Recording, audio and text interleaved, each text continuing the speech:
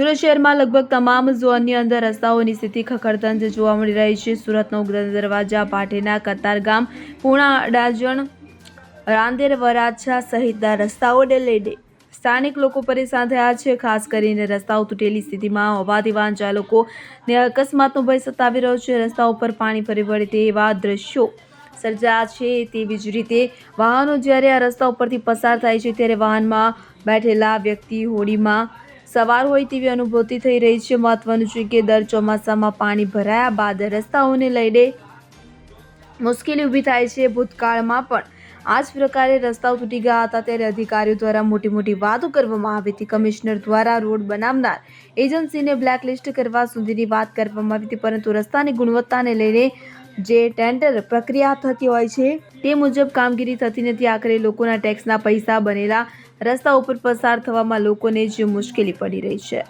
Bureau report CN24 news. હવે જુઓ દેશ દુનિયાની તમામ ખબરો તમારી આંગળીના ટેરવે। ઉઠાવો મોબાઈલ અને Google Play Store પરથી ડાઉનલોડ કરો અમારી CN24 ન્યૂઝ મોબાઈલ એપ।